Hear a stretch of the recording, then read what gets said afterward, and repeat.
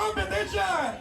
Make way to Move and Group Dance Company.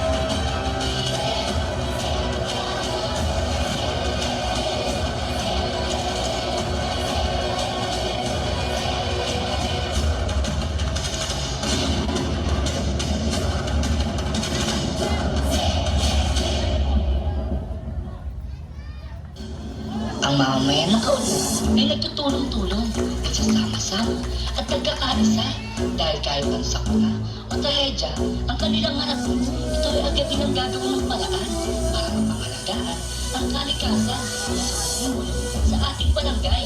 Kasama na din dito ang kalusugan na ibibigay lakas upang harapin ang kanilang laban sa buhay. At ang pangatlo, ang panghanap buhay na siyang pinagkukunan ang tulong pinansyal sa bawat pamilya ng kaunlaran. At ang isa pa ay ang edukasyon na nakakatulong upang maging maalam ang mga mamamayan sa ating barangay. At ang huli ay ang katahimikan dahil sa ating mga kapulisan at kawani, ang mga krimen ay agad na susolusyonan.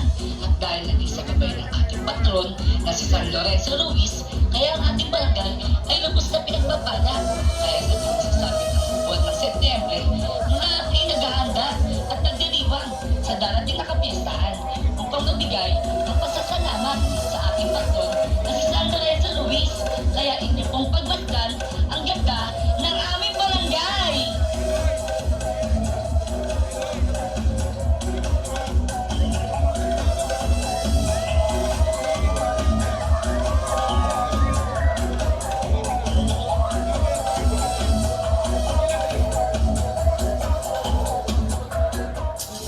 Ito ang bota na ginagamit sa pundukan upang maging makapit sa paghatak ng bandera. Ang bota ay sumisimbolo sa pagakbang ng bawat pamilya ng kaunlaran patungo sa kanilang pangarap sa buhay. Dahil kapag suot nila ang bota, kaya nilang harapin ang kahit anong daan ng hindi nakakaba at lagi may lakas ng loob.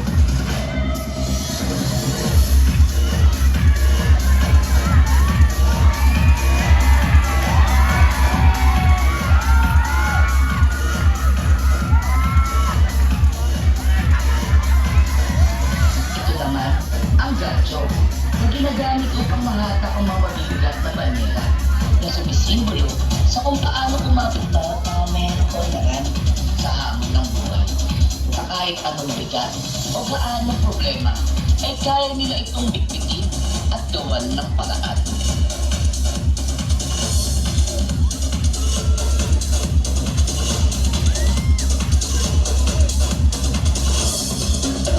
At ang uli ay ang banyera na nilalagyan ng mga isda na sumisimbolo sa pagkakaisa bawat mga mayroon ng kaunlaran.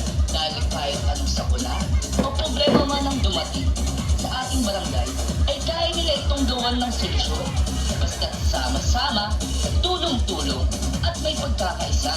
Dahil ito ang buhay ng taga-kaunlaran. Ito ang Botat Gancho Banyera Festival!